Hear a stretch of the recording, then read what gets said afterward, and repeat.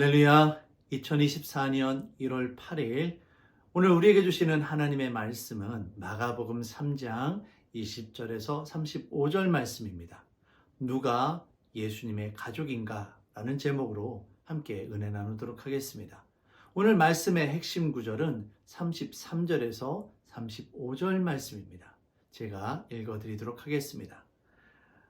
대답하시되 누가 내 어머니이며 동생들이냐 하시고 둘러 앉은 자들을 보시며 이르시되 내 어머니와 내 동생들을 보라. 누구든지 하나님의 뜻대로 행하는 자가 내 형제요 자매요 어머니이니라. 아멘. 예수님께서는 분주한 사역으로 식사도 제대로 하지 못하실 정도로 바쁜 하루하루를 보내고 계셨습니다. 수없이 많은 사람들이 예수님 주변으로 모여들었지만 모두가 다 예수님을 반기는 것은 아니었습니다. 거기에는 예수님을 시기하고 질투하고 반대하는 사람들도 분명히 있었습니다. 특별히 당시 종교 지도자들과 예수님 사이에 안식일 문제로 다툼이 있었습니다. 심지어 그들은 예수님을 죽일 궁리를 하고 있었습니다. 이런 상황 가운데 예수님의 친족들이 예수님을 붙잡으려고 찾아옵니다.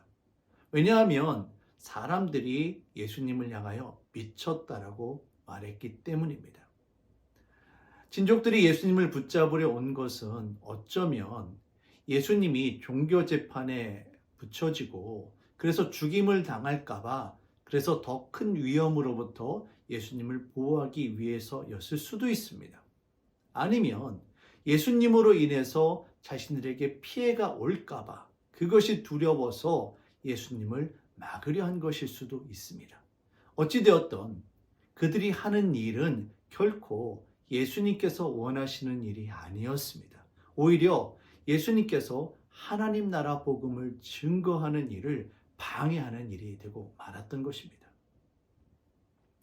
누가 진정 예수 그리스도의 어머니이며 누가 진정 하나님의 자녀가 되어질까요? 오늘 본문 35절에서 예수님께서 이렇게 말씀하십니다. 누구든지 하나님의 뜻대로 행하는 자가 내 형제요 자매요 어머니이니라. 중요한 것은 바로 우리가 하나님의 뜻대로 행할 때 그때 우리가 하나님의 자녀가 될 수 있다는 것입니다. 우리가 하나님의 뜻 가운데 있느냐 그렇지 않느냐가 중요합니다.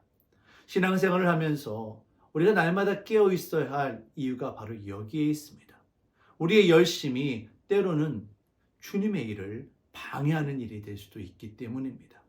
우리가 어떤 일을 할 때 이것이 정말 하나님께서 기뻐하시는 일인지 아니면 나의 아집인지 스스로 구분할 수 있어야만 합니다. 그렇지 않으면 나의 열심이 오히려 주님의 나라와 교회를 위한 장애물이 될 수도 있기 때문입니다. 오늘도 말씀과 기도로 우리를 향하신 하나님의 뜻을 분별하고 그의 뜻 가운데 거하는 저와 여러분들이 되시기를 주의 이름으로 축원합니다. 하나님 주 하나님, 오늘도 진리 가운데 우리들을 인도하여 주시옵소서. 하나님의 말씀을 깨달아 알게 하여 주시고 성령 하나님 우리를 인도하여 주셔서 주님의 뜻 가운데 우리의 말과 행동이 나타날 수 있도록 인도하여 주시옵소서.